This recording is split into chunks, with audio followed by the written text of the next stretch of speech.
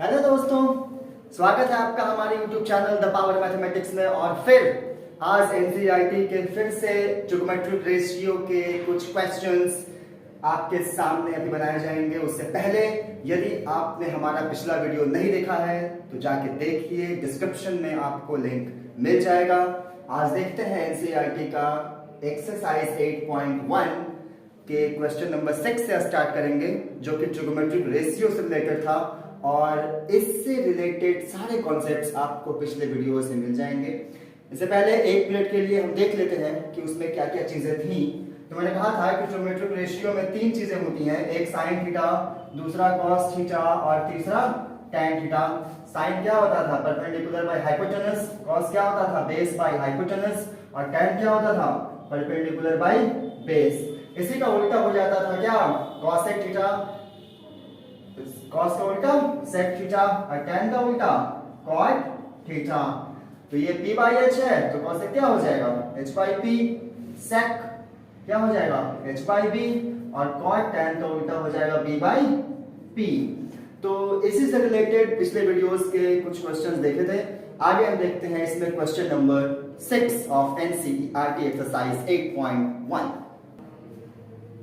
ये रहा question number 6 NCERT का exercise 8.1। If angle A and angle B are acute angles, angle A और angle B acute angles, it means दोनों angle 90 degree से less, कम। ये देखिए right angle triangle, angle A और B के में क्या कह रहा है? एक्यूट एंगल्स हैं, यानी A B। इसका मतलब से यहां रहा, ठीक। such that cos A is equal to cos B, then so that angle A is equal to angle B. cos A is equal to cos B, ये क्वेश्चन में दिया हुआ है, ठीक। तो पहले हम cos A का वैल्यू निकालते हैं। cos A, इस फिगर के रिगार्डिंग cos A को हम क्या लिख सकते हैं? cos A का रेशियो क्या होता है? Base by hypotenuse. It means what? It means that कि एंगल A के लिए बेस AC होगा। मैंने पिछले वीडियो से आपको बताया था कि किसी भी राइट एंगल ट्रायंगल का ये हाइपोटेनस होता है और परपेंडिकुलर और बेस उसके रिगार्डिंग एंगल्स डिटरमाइन करते हैं। इसीलिए यहां पे अगर cos A है तो cos A में एंगल A के सामने वाला साइड परपेंडिकुलर और नीचे वाला साइड बेस कहलाएगा। तो ये होता है P by H, sorry B by H, जिसमें B बेस क्या है? AC और हाइपोटेनस AB, ठीक। अगेन cos B के बारे में क्या रहा? cos B निकालिए। cos B फिर B base by hypotenuse. B angle, इस B एंगल के लिए बेस कौन है? BC। इसका मतलब BC बाई हाइपोटेनस, तो AB कंफर्म, ठीक। अब क्वेश्चन में दिया हुआ था कि cos A और cos B इक्वल है। इसका मतलब ये हो गया कि cos A और cos B जब इक्वल है तो cos A का वैल्यू AC बाई AB और cos B का वैल्यू BC बाई AB भी इक्वल होगा। इस इक्वेशन नंबर फर्स्ट और सेकंड के रिगार्डिंग अगर हम देखें तो, ठीक। यहां से क्या हो जाएगा? AB AB ना देखो, यानी AC is equal to BC। अब इस बात को समझिए, प्रूफ क्या करना था मुझे? Angle A is equal to angle B। अभी तक क्या आया है? AC is equal to BC। ये AC साइड BC साइड दोनों मैंने क्या कर दिया? इक्वल। और आपने एक स्टेटमेंट पढ़ा होगा कि equal sides of opposite angles are equal, यानी अगर किसी भी ट्रायंगल के दो साइड्स इक्वल हैं तो उसके सामने वाले भी दोनों एंगल्स इक्वल होंगे। इसका मतलब यह है कि AC और BC अगर इक्वल है तो AC के सामने वाला साइड एंगल B और BC के सामने वाला साइड एंगल A भी इक्वल होगा। Opposite sides of opposite angles are equal, then angle A is equal to angle B। ये हुआ आपका प्रूफ। यहां पे आप स्टेटमेंट जरूर लिखेंगे कि आखिर ये इक्वल क्यों है। Opposite sides of opposite angles are equal, ठीक। तो इसमें कुछ था नहीं, बस रेशियो ला करके और इस ट्रायंगल के रिगार्डिंग रेशियो बैठा देना है। ये ऑलरेडी इक्वल दिए हुए था, इसके वैल्यूज को बैठा दिए, ए बी कट गया, बच गया AC बराबर BC और उसके बाद में दोनों एंगल्स इक्वल। ठीक, देखते हैं क्वेश्चन नंबर 7। ये रहा question number 7 NCERT exercise 8.1। cot theta is equal to 7/8 according to ratio क्या होता है? परपेंडिकुलर, सॉरी tan तो उल्टा होता है ना, ये तो यानी base pi perpendicular.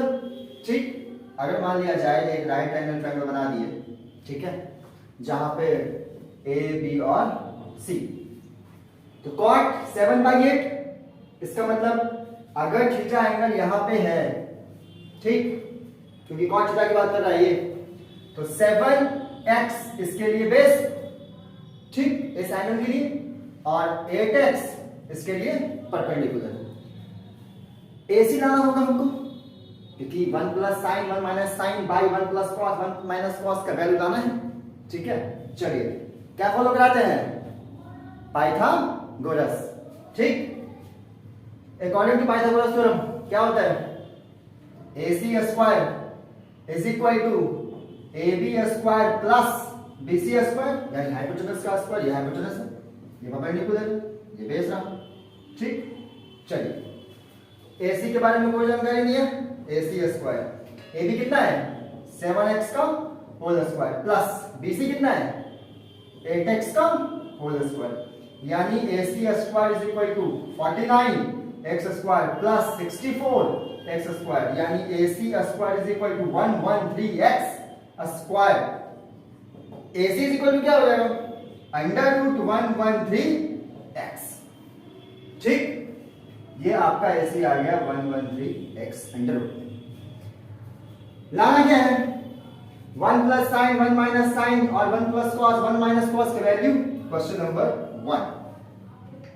1 plus sine theta 1 minus sine theta by 1 plus cos theta 1 minus cos theta. अब इस बात को समझिए थोड़ा। 1 प्लस साइन 1 माइनस साइन, कुछ लोग क्या करेंगे, साइन का वैल्यू जिनको पता होगा क्या, परपेंडिकुलर बाई हाइपोटेनस, तो उसका वैल्यू यहां से पुट करेंगे, ये परपेंडिकुलर, ये हाइपोटेनस, फिर यहां परपेंडिकुलर हाइपोटेनस, फिर यहां पे base by hypotenuse, base by hypotenuse. उससे बेहतर है कि आप थोड़ा सा अलजेब्रा का कॉन्सेप्ट लाइए, क्योंकि ट्रिगो अलजेब्रा को थोड़ा रिलेट करता है। अलजेब्रिक कॉन्सेप्ट के अकॉर्डिंग जो फॉर्मूला है अलजेब्रा का, आप पढ़े होंगे कि a square minus b square is equal to होता है a plus b a minus b। ठीक, यानी दोनों को एक बार जोड़ दो, दोनों को एक बार घटा दो। इसी फॉर्मूला को फॉलो कराएंगे इस सामने। यहां आपको दिख रहा होगा 1 प्लस साइन 1 माइनस साइन, मतलब एक ही चीज एक बार जुटा है, एक ही चीज एक बार घटा है। इसका मतलब इधर वाला चीज लिखा हुआ है a plus b a minus b का फॉर्मेट है ऑलरेडी, इसको हम लिख सकते हैं a square minus b square, नीचे वाला ये वही जाएगा। पहले इसको कर लेते हैं, उसके बाद करेंगे put. 1 plus sine 1 minus sine क्या हो जाएगा? a square minus b square by same a square minus b square. यहां b में है क्या साइन, यहां भी में है क्या कॉस। ठीक, अब आप इसको कर सकते हैं पुट। क्या होगा इसके बाद? 1 माइनस साइन थीटा के अकॉर्डिंग, साइन थीटा क्या होता है? रेशियो के अकॉर्डिंग परपेंडिकुलर बाई हाइपोटेनस। इसका मतलब ये हो गया कि 8 बाई अंडर रूट 113x का होल स्क्वायर, बोलिए, बाई नीचे 1 माइनस, फिर कॉस है, कॉस क्या होता है? बेस बाई हाइपोटेनस, यानी कि क्या हो जाएगा? 7x by under root 113x का होल स्क्वायर। ठीक, अब यहां से सिर्फ कैलकुलेशन है, क्या हो जाएगा? 1 माइनस, करिए इसको, 64x square by under root. अब ये क्या बताइए, किसी भी चीज का अंडर रूट का स्क्वायर हो वही हो जाता है। जैसे अंडर रूट 1 का स्क्वायर 1, अंडर रूट 2 का स्क्वायर 2, अंडर रूट 3 का स्क्वायर 3। यहां पे क्या है? अंडर रूट 113 का स्क्वायर 113। यानी 113x स्क्वायर, अगेन फिर नीचे वाला 1 माइनस 7 का square 49x square by 113x square. ठीक, इसके नीचे 1, इसके नीचे 1 छुपा हुआ है, इसका मतलब क्या हो गया, आप लेंगे सीधा एलसीएम 1 और 113x स्क्वायर का एलसीएम क्या हो जाएगा 113x स्क्वायर, यहां क्या हो जाएगा 113x square minus 64x square by, इसके नीचे फिर क्या हो जाएगा ये 113x स्क्वायर, तो यहां क्या हो जाएगा 113x square minus 49x square, ये दोनों कट गया, बचा क्या 113x square minus 64x square क्या होता है 49x स्क्वायर, और यहां 64x स्क्वायर, ये दोनों कट गया, यानी उसका जो पूरा वैल्यू आया वो क्या आया 49/64।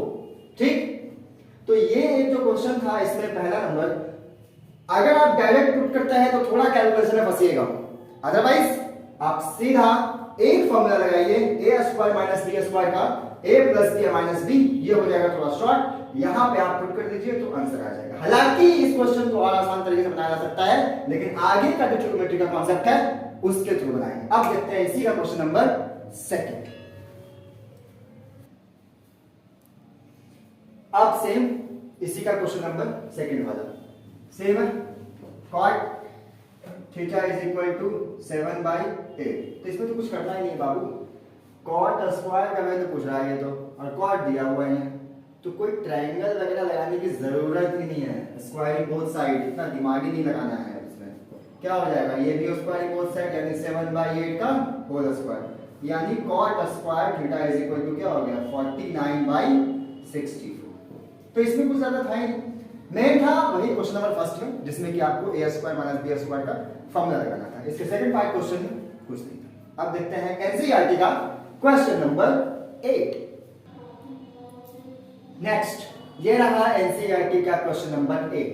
पहले पढ़ते हैं क्वेश्चन, इफ अगर 3 cot is equal to 4, 3 cot a is equal to 4, check में चेक करना है कि 1 minus tan square a by 1 plus tan square a is equal to cos square a minus sin square a है भी या नहीं, इस बात को करते हैं चेक। उसके लिए करना पड़ेगा इसका यूज, इस्तेमाल करेंगे।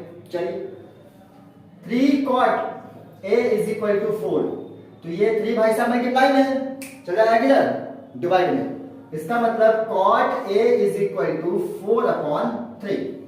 ठीक, ट्रायंगल और रेशियो के रिगार्डिंग बार बार आप क्या ट्रायंगल बनाएं, इतना वीडियो देखने के बाद तो चीजें आपको समझ में आ गई होंगी कि कैसे पाइथागोरस का इस्तेमाल हो रहा है। cot a is equal to क्या होता है बेस बाई परपेंडिकुलर, इसका मतलब है बेस और परपेंडिकुलर है।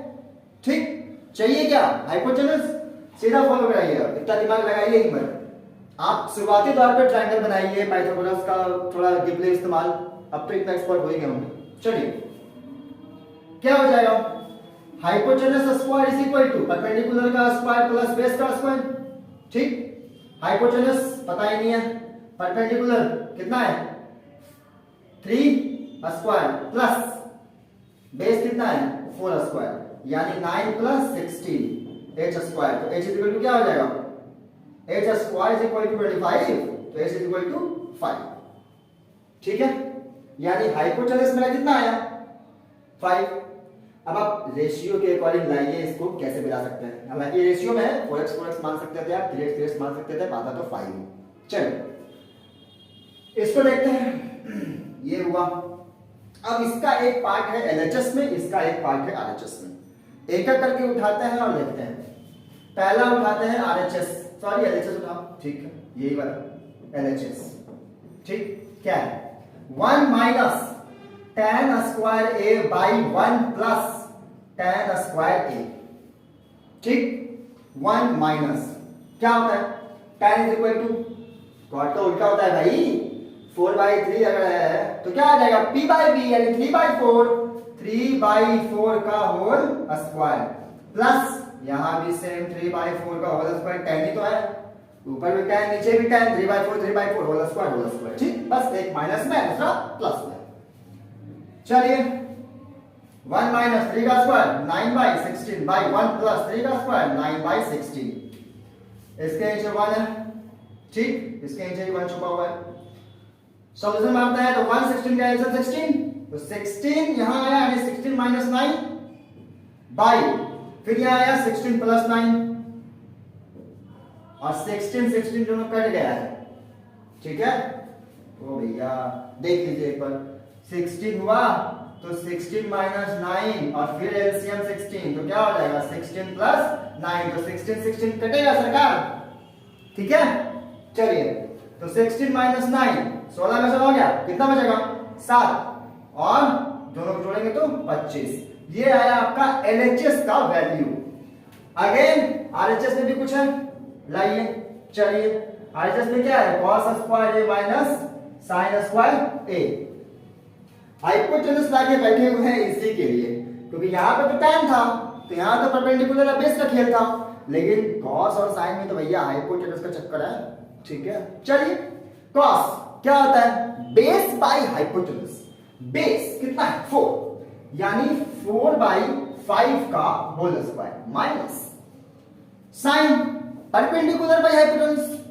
परपेंडिकुलर है कितना 3, यानी 3/5 का होल स्क्वायर, ठीक। चलिए लाइए, अरे मछलू हटो, हाँ चलिए 4 का स्क्वायर 16/25 माइनस 3 का स्क्वायर 9/25, 25 का एलसीएम 25, 16 माइनस 9 कितना हो जाएगा 7/25। ये भाई साहब थे आरएचएस, ये था एलएचएस, दोनों आया है बराबर, इसका मतलब ये क्या है बिल्कुल सही। तो ये था क्वेश्चन जिसमें कि कुछ करना नहीं था, बस कॉट का वैल्यू दिया हुआ था बेस बाय परपेंडिकुलर, यहां पाइथागोरस का इस्तेमाल करके हाइपोटेनस ले आए, उस हाइपोटेनस का यूज आरएचएस वाले में यूज हुआ है। एलएचएस का वैल्यू लाए 7/25, आरएचएस का वैल्यू 7/25, दोनों इक्वल आ गया, हो गया कि ये जो इक्वेशन है ये दोनों सही है, रिलेशन है ये दोनों सही है। अब देखते हैं एनसीईआरटी का नेक्स्ट क्वेश्चन, क्वेश्चन नंबर 9। अब देखते हैं एनसीईआरटी का क्वेश्चन नंबर 9 क्या कह रहा है। इन ट्रायंगल एबीसी, किसी एक ट्रायंगल एबीसी में राइट एंगल एट बी। अब इस बात का ख्याल रखिएगा कि पिछले क्वेश्चन में हम फिगर नहीं बनाए थे, लेकिन एक बात आप जान लीजिए कि यदि किसी भी क्वेश्चन में किसी भी राइट ट्रायंगल के खास करके 90 डिग्री के एंगल को अगर बताया गया हो तो आप प्लीज कोशिश कीजिए कि आप फिगर ड्रॉ कर लीजिए, इससे क्या होगा कि गलत होने की संभावना बहुत कम हो जाएगी, ठीक। तो पहले इसी क्वेश्चन के रिगार्डिंग बनाते हैं फिगर, उसके बाद देखते हैं। In triangle ABC right angle at B, इसका मतलब एबीसी एक ट्रायंगल है जिसमें राइट एंगल बी पे। अब एबीसी में बी कंफर्म हो गया, बच्चा ए और सी, आपकी इच्छा ए कहीं भी दे दीजिए, सी कहीं भी दे दीजिए, यहां ए लिख दे यहां सी लिख दे, ठीक। आगे बढ़े। If tan a is equal to 1/2, tan a is equal to 1/√3 दिया हुआ है। tan का रेशियो वैल्यू क्या होता है, क्या होता है p/b, यानी परपेंडिकुलर बाय बेस, ठीक। इसका मतलब ये हो गया कि ये tan a है तो a के रिगार्डिंग ये आपका परपेंडिकुलर है और ये आपका बेस। अब यहां पर इस राइट एंगल ट्रायंगल में हाइपोटेनस के बारे में अभी तक कोई जानकारी नहीं है, क्या करेंगे हाइपोटेनस के लिए सेम पाइथागोरस, उसके अलावा तो आपके पास कोई ऑप्शन ही नहीं है भैया। चलिए फॉलो कराते हैं। AC square is equal to AB square plus BC square. AC के बारे में कोई जानकारी नहीं है, AB है भाई साहब √3 का स्क्वायर, BC का 1 का square. AC square is equal to √3 का स्क्वायर क्या होगा 3 + 1, यानी AC square is equal to 4, AC is equal to 2, ठीक। √3 किसी का भी रूट का स्क्वायर वही होता है, √1000 का स्क्वायर 1000, √लाख का स्क्वायर लाख, √3 का स्क्वायर 3, ठीक है। यानी AC क्या आया 2। अब यहां पे रेशियो है तो आप x मान के बना सकते हैं, पहले यहां देखिए, ठीक। अब मेरे पास इस राइट एंगल ट्रायंगल के तीनों साइड मौजूद है, अब क्वेश्चन जो भी पूछे अपने हिसाब किताब से आप घुमाइए, रेशियो आपको याद है तो चलिए। फर्स्ट क्वेश्चन क्या है, पहले sign A cos C plus cos A sine सी। चलिए हम क्या बोले थे, एंगल्स के रिगार्डिंग परपेंडिकुलर और बेस वेरी करते हैं। पहला है साइन ए। साइन वाले रेशियो में क्या होता है, perpendicular by hypotenuse p by h। इस एंगल A के लिए परपेंडिकुलर में कौन है, 1, इसका मतलब 1 बाय हाइपोटेनस 2 इनटू, यहां कुछ नहीं तो इनटू, ठीक है। cos c, अब ये है cos c, मतलब एंगल तो c है ना। cos होता है क्या रेशियो में, b बाई h, यानी बेस बाय हाइपोटेनस। तो इस एंगल के लिए परपेंडिकुलर तो सामने वाला हुआ, इसका मतलब बगल वाला क्या होगा, बेस, यानी 1 बेस हो गया और हाइपोटेनस 2 प्लस cos a। फिर अब यहां पे cos a है यानी b बाई h, इसका मतलब √3 बाई 2, h तो hypotenuse 2 into sin c। sin c, sine होता क्या है, p बाई h, यानी इस सामने वाला क्या होगा, p परपेंडिकुलर, यानी √3 बाई 2। चलिए अब क्या आपका सेट कैलकुलेशन है, ऊपर क्या हो गया 1 इंटू 1 1, नीचे 2 इंटू 2 4 प्लस √3 इंटू √3 3 हाँ बाय √2 इंटू √2 4। अब कुछ नहीं, 4 4 का एलसीएम 4 1 प्लस 3 4 बाई 4 कट गया 1। यानी पहला जो क्वेश्चन था sin a cos c plus cos a sin c, इसका वैल्यू क्या आया 1, यानी इसका आंसर क्या आया 1। नेक्स्ट क्वेश्चन, इसका सेकंड नंबर क्वेश्चन देखिए, सेम क्वेश्चन नंबर सेकंड। चलिए देखिए क्या है, क्वेश्चन लिखने की दोबारा जरूरत है नहीं, ऑलरेडी लिखा हुआ है। क्या है ये, cos a cos c minus sine A sine C. मेरे पास सारा तीनों साइड्स का वैल्यू मौजूद है।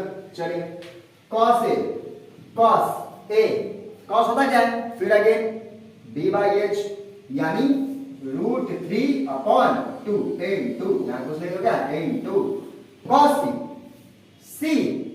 तो cos के लिए c कौन सा, मतलब cos के लिए b बाई h है, तो इसका मतलब ये है परपेंडिकुलर है बगल वाला बेस, इसका मतलब 1 by 2 minus sin a p by h, यानी 1 by 2 into sin c। c के लिए ये है p, यानी √3 बाई 2। चलिए ये तो कुछ और ही दिख रहा है, √3 इंटू 1 √3 2 इंटू 2 4 माइनस फिर √3 इंटू 1 √3 2 इंटू 2 4। सेम चीज सरकार घटेगा तो नानी घर गया, द आंसर इज 0। ठीक, तो ये था क्वेश्चन नंबर 9 एनसीईआरटी का। अब देखते हैं क्वेश्चन नंबर 10।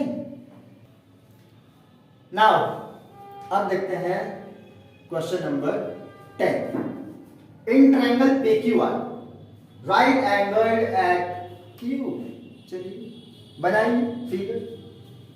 ये रहा ट्रायंगल PQR, लेकिन Q पे राइट एंगल है भाई साहब, ठीक है। तो PQ दे दो कहीं भी, PR दे दो कहीं भी। Q अगर राइट एंगल पे है तो PR ही तो बचा। ठीक, आगे PR प्लस QR, ये है PR और ये है QR, ये दोनों जोड़ के कह रहा है कि 25 है।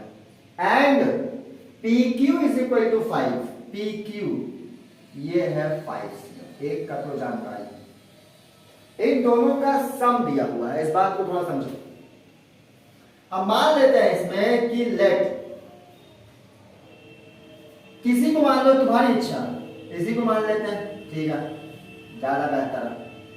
QR is equal to x centimetre. तो सोचो PR प्लस QR अगर 25 दिया हुआ है, जहां पे PR तो PR है प्लस QR को हम माने हैं x, इसका मतलब PR इज इक्वल टू क्या हो गया 25 माइनस x। तो ये अगर x है तो ये क्या हो जाएगा 25 माइनस x। यही में मेन काम था और क्या, इस क्वेश्चन का टर्निंग पॉइंट यही है। मोस्ट ऑफ द लोग यही में फंसते हैं। तो आपकी इच्छा, आप इसको भी x मान के इसको 25 माइनस x कर सकते थे। मैंने इसको x मान के इसको 25 माइनस x किया है, लेकिन इतना करने के बाद हर साल की बात है, इस साल भी क्या लगेगा, पाइथागोरस। चलिए लगाइए, क्या होता है, पी आर स्क्वायर यानी हाइपोटेनस का square is equal to P Q square plus Q R square. P R है कितना 25 माइनस एक्स स्क्वायर, पी क्यू कितना है 5 का स्क्वायर प्लस क्यू आर कितना है एक्स स्क्वायर। ठीक, अब यहां से देखिए 25 माइनस एक्स का होल स्क्वायर है, इसका मतलब a माइनस बी का जो होल स्क्वायर का फॉर्मूला होता है ये आपको लगाना पड़ेगा। ठीक है, लगाइए, क्या होता है a square plus B square minus 2ab। 2 और a में क्या है 25, b में क्या है x, इधर वही रह जाएगा। ठीक, इधर तो कोई छेड़छाड़ नहीं किया। 25 का square 625 plus X square minus 25 to the 50x is equal to 25 5 का स्क्वायर 25 प्लस एक्स स्क्वायर। अब देखिए ये एक्स स्क्वायर दोनों तरफ से ना निकल।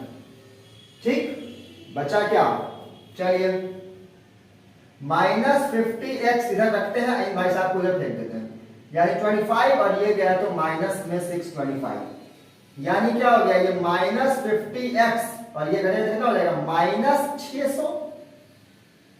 माइनस माइनस भी कटा यानी x is equal to 600 by 50, 0 0 गया 12 5 60, यानी x बराबर 12 cm। यानी जो x हम माने थे ये वाला, ये आपका आया है 12 cm। तो सोचिए अगर QR 12 cm है तो 12 PR है कितना 25 माइनस x यानी 25 माइनस 12 यानी 13। हो गया, मेन खेल तो यही था, किसी भी कीमत पे ट्रायंगल का तीनों साइड ले आना है, ले आए। 5 दिया हुआ था, 12 आपका ये बेस और 13 आपका ये हाइपोटेनस। अब चलिए पूछ क्या रहा, तो कुछ है नहीं क्वेश्चन में। एक पूछ रहा है आपका साइन पी क्या होगा, दूसरा पूछ रहा है आपका कॉस पी क्या होगा, तीसरा पूछ रहा है आपका टैन पी क्या होगा। एक एक करके लाते हैं। पहले तो तीनों में P है, इसका मतलब इस एंगल के बारे में पूछ रहा है, और जिस एंगल के बारे में पूछ रहा है उसके सामने वाला साइड क्या होता है परपेंडिकुलर। ठीक, साइन P, साइन का रेशियो क्या होता है P/H, यानी कि QR, इस फिगर के अकॉर्डिंग QR बाई PR। चलिए QR बाई PR, और QR था कितना 12 cm और PR कितना है 13 cm। चलिए रेशियो क्या आ गया 12 बाई 13। दूसरा cos P, फिर cos क्या होता है B/H, तो B इसके लिए बेस कौन है PQ, यानी PQ बाई PR, हाइपोटेनस तो वही है। अब PQ है कितना 5 cm और PR कितना है 13 cm, यानी रेशियो क्या आया 5 बाई 13। तीसरा tan P, tan क्या होता है भाई perpendicular minus P by B, यानी इस tan P के लिए P कौन है, यानी कि परपेंडिकुलर कौन है QR बाई बेस कौन है PQ। इसका मतलब QR है कितना 12 cm और ये PQ कितना है 5 cm, रेशियो क्या आया 12 बाई 5। तो इस क्वेश्चन में का जो टर्निंग पॉइंट था वो यही था कि आप ये जो सम दिया हुआ था इस सम को हम कैटेगराइज करके लिखे, x दूसरा 25 माइनस एक्स। आपकी इच्छा थी आप यहां भी x मान के इसको 25 माइनस एक्स लिख के पाइथागोरस फॉलो कराइए, तीनों साइड लाइए, कुछ भी क्वेश्चन पूछे रेशियो में आराम से बनेगा, कोई दिक्कत। अब देखते हैं एनसीईआरटी का नेक्स्ट प्रॉब्लम जो मेरे ख्याल से ट्रू फॉल्स से रिलेटेड है, तो इसको कंसेप्चुअली हम समझेंगे और जानते हैं क्वेश्चन नंबर 11। सो नाउ अभी एनसीईआरटी के एक्सरसाइज 8.1 का लास्ट क्वेश्चन है जो ट्रू फॉल्स को रिलेट करता है। तो ट्रू फॉल्स से रिलेटेड जो क्वेश्चंस हैं उसको देखेंगे with justification. The first question is the value of tan a is always less than 1। Word पे ध्यान देना बाबू, ऑलवेज, हमेशा। क्या tan a का वैल्यू हमेशा 1 से कम होगा? देखते हैं इसको, जरा सोचो। tan होता क्या है वैसे? tan a की बात कर रहा है ये। tan क्या होता है? Perpendicular by base.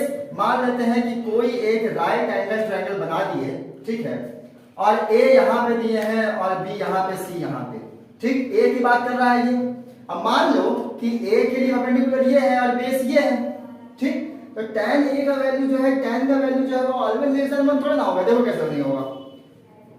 अगर मान लेते हैं कि ये जो है वो 4 हो गया और ये 3 हो गया, तो पाइथागोरस के अकॉर्डिंग ये 5 होगा। 4 का स्क्वायर 16, 3 का स्क्वायर 9, 16 प्लस 9 25, 5। अब देखो यहां से अगर कोई tan a का वैल्यू निकालेगा तो क्या होगा? Perpendicular by base. Low 4/3 is greater than 1, then how can we say less than 1? Always 9।